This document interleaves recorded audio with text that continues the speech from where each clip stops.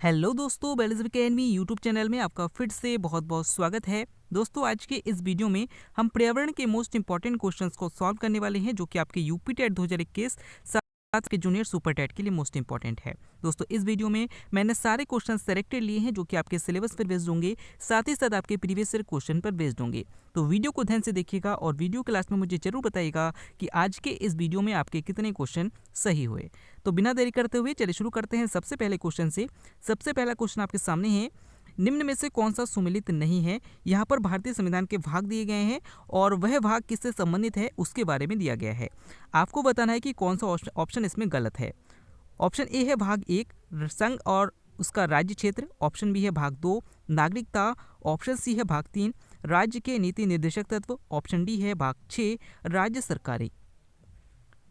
इसका सही आंसर हो जाएगा ऑप्शन राज्य के नीति निदेशक तत्व। दोस्तों, भाग 1 में संघ और उसका राज्य क्षेत्र है, ये बिल्कुल सही है। भाग 2 में नागरिकता का वर्णन है, ये भी बिल्कुल सही है। भाग 6 में राज्य सरकारों के बारे में दिया गया है, ये भी बिल्कुल सही है। लेकिन भाग 3 में राज्य के नीति निदेशक तत्वों के बारे में नहीं दिया गया, बल्कि भाग 3 में मूल अधिकार के बारे में बताया गया है और नीति निदेशक तत्वों के बारे में भाग 4 में दिया गया है। यानी कि यहाँ पर ये ऑप्शन गलत है, यानी कि ऑप्शन सी यहाँ पर सही हो जाएगा। अगला क्वेश्चन आपके सामने है, आलू के चिप्स को तलने पर ऑक्सीडेशन के कारण तेल के बासी होने से रोकने के लिए चिप्स के लिफाफों को किस गैस से भरा जाता है। ऑप्शन आपके सामने है, oxygen, option B hydrogen, option C nitrogen या फिर ऑप्शन डी क्लोरीन। दोस्तों, सीधी भाषा में आपसे पूछा जाए तो आपसे पूछा जा सकता है कि जो चिप्स के पैकेट होते हैं उसमें कौन सी गैस भरी जाती है। इसका सही आंसर हो जाएगा ऑप्शन सी नाइट्रोजन। दोस्तों, आलू के चिप्स के जो पैकेट होते हैं उसमें नाइट्रोजन गैस भरा जाता है। अगले क्वेश्चन की ओर बढ़ते हैं। अगला क्वेश्चन आपके सामने है, भारत की उत्तर से दक्षिण तक की लंबाई कितनी है। ऑप्शन आपके सामने है 2933 किलोमीटर, ऑप्शन बी है 3214 किलोमीटर, ऑप्शन सी है 3124 किलोमीटर या फिर ऑप्शन डी है 3412 किलोमीटर। इसका सही आंसर हो जाएगा ऑप्शन बी 3214 किलोमीटर। दोस्तों, अगर हम भारत की बात करें तो अगर भारत के नक्शे को हम देखें, इंडिया के मैप को देखें, तो आप देख सकते हैं, जैसे मान लीजिए ये इंडिया का मैप है, तो आपसे पूछा गया है कि जो उत्तर से दक्षिण तक की लंबाई है वो लंबाई कितनी है। सबसे पहले हमें ये देखना है कि किस तरफ को हम पूरब कहते हैं, किसको दक्षिण कहते हैं, किसको उत्तर कहते हैं, इसको हमें देखना है। तो सबसे पहले ध्यान रखिएगा कि हमारे दाएं तरफ जो है इसे हम पूरब कहा जाता है और दक्षिण इधर जो बाएं हाथ में है इसे हम कहते हैं पश्चिम। ऊपर जो है इसको कहा जाता है उत्तर और नीचे को कहा जाता है दक्षिण। तो आपसे पूछा है कि जो उत्तर से दक्षिण है यहाँ तक की लंबाई कितनी है। तो इसका सही आंसर हो जाएगा 3213 किलोमीटर, यानी कि 3214 किलोमीटर। अगर आपसे पूछा जाता पूरब से पश्चिम तक की लंबाई कितनी है तो 2933 किलोमीटर हो जाता। तो इसका आंसर हो जाता 2933 किलोमीटर।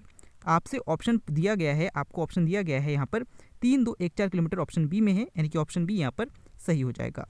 अगले क्वेश्चन की ओर बढ़ते हैं। अगला क्वेश्चन है, निम्नलिखित में से कौन एक सुमेलित नहीं है। ऑप्शन आपके सामने है, Nathula Arunachal Pradesh, option B Lipulekh Uttarakhand, option C Rohtang Himachal Pradesh या फिर ऑप्शन डी पालघाट केरल।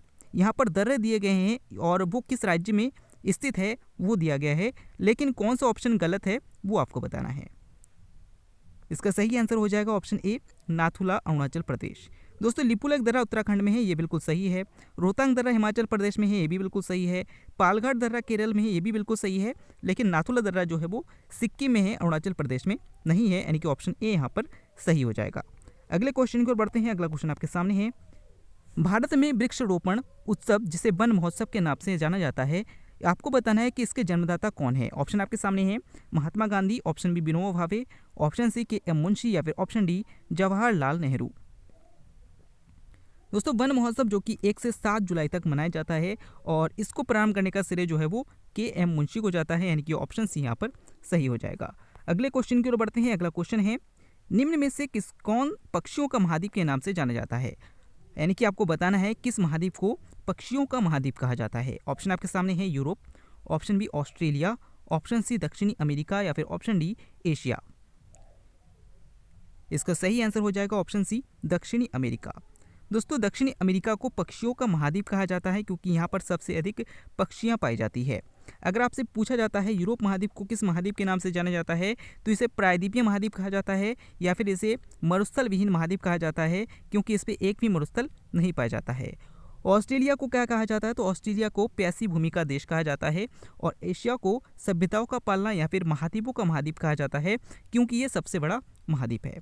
अगले क्वेश्चन की ओर बढ़ते हैं। अगला क्वेश्चन आपके सामने है, निम्नलिखित में से कौन गर्म धारा है? ऑप्शन आपके सामने है फॉकलैंड धारा, ऑप्शन बी ब्राजील धारा, ऑप्शन सी लेब्राडोर धारा या फिर ऑप्शन डी कनारी धारा।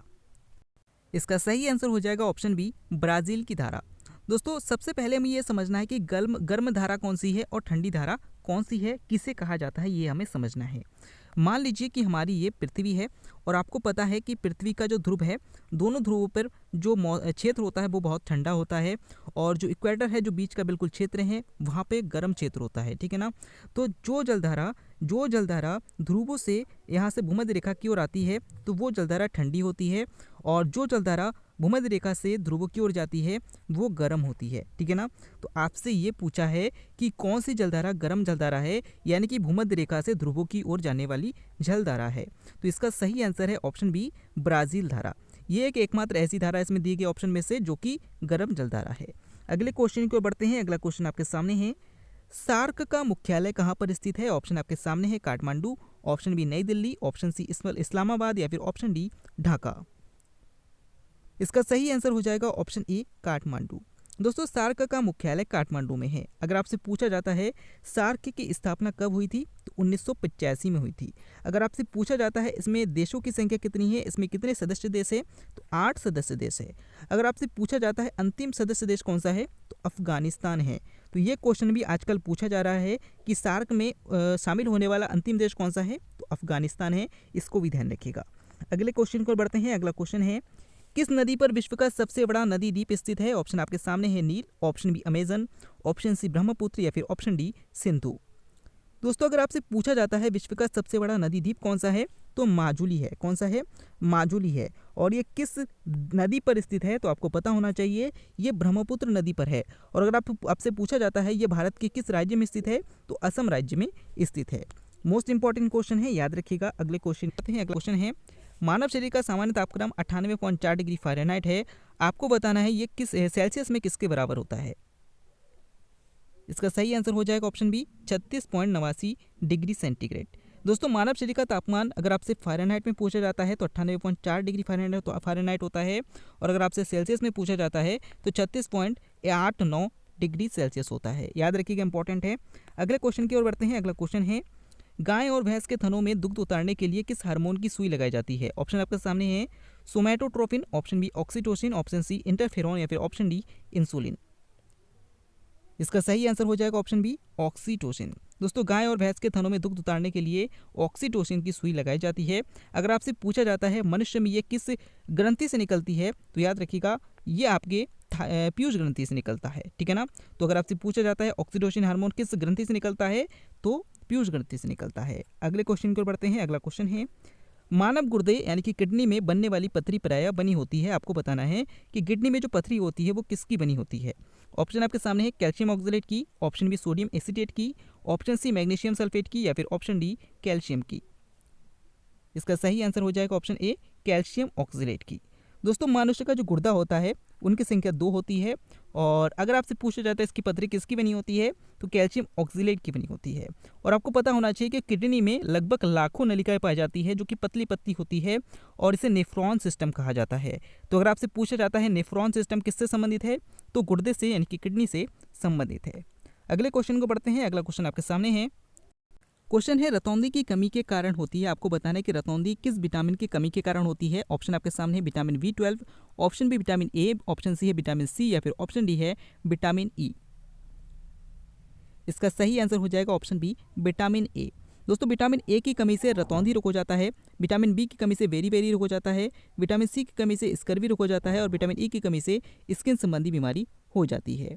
अगले क्वेश्चन को बढ़ते हैं। अगला क्वेश्चन है, भारतीय संविधान सभा की स्थापना कब की गई थी। ऑप्शन आपके सामने है 10 जून 1946 को, ऑप्शन बी 9 दिसंबर 1946 को, ऑप्शन सी 26 नवंबर 1949 को या फिर ऑप्शन डी 26 दिसंबर 1949 को। इसका सही आंसर हो जाएगा ऑप्शन बी 9 दिसंबर 1946 को। दोस्तों 9 दिसंबर 1946 को संविधान सभा की पहली स्थापना हुई थी और इसकी पहली बैठक भी हुई थी, और इसकी अध्यक्षता डॉक्टर सच्चिदानंद सिन्हा के द्वारा की गई थी। इसे भी अब याद रखिएगा, इंपॉर्टेंट है। अगला क्वेश्चन आपके सामने है, निम्नांकित जोड़ों में से किसका सुमेल है, यानी कि कौन सा जोड़ा सही है। आपको बताना है कि जो दिए गए रोग है वो किस अंग से संबंधित है, जो जोड़ा है वो सही है। ऑप्शन आपके सामने है निमोनिया फेफड़ा, ऑप्शन सी है मोतियाबिंद थायराइड ग्रंथि, ऑप्शन सी पीलिया आंख, या फिर ऑप्शन डी मधुमेह यकृत। सही है दोस्तों, निमोनिया रोग जो है वो फेफड़े से संबंधित है, ये बिल्कुल सही है। मोतियाबिंद जो है वो थायराइड ग्रंथि से नहीं बल्कि ये आंख से संबंधित है। पीलिया यकृत से संबंधित है, और मधुमेह जो है वो आपके अग्नाशय ग्रंथि से संबंधित है। यानी कि ऑप्शन ए यहाँ पर सही हो जाएगा कि ये जोड़ा जो है वो बिल्कुल सही है। सबसे लास्ट क्वेश्चन जिसका आंसर आपको कमेंट के द्वारा देना है, क्वेश्चन है शरीर के किस भाग में पित्त रस का निर्माण होता है। ऑप्शन आपके सामने है यकृत, ऑप्शन बी तिल्ली, ऑप्शन सी पित्ताशय की थैली, या फिर ऑप्शन डी अग्नाशय। दोस्तों अगर आपने वीडियो को अभी तक शेयर नहीं किया तो वीडियो को शेयर कर दीजिए, चैनल को सब्सक्राइब कर दीजिए। अगर आप टेलीग्राम पर जुड़ना चाहते हैं तो डिस्क्रिप्शन में लिंक दिया गया है, उससे आप जुड़ सकते हैं। आपको वीडियो कैसा लगा कमेंट करके जरूर बताइएगा। हम फिर से लौटेंगे एक नया इंटरेस्टिंग वीडियो लेकर, तब तक के लिए देखते रहिए, सीखते रहिए।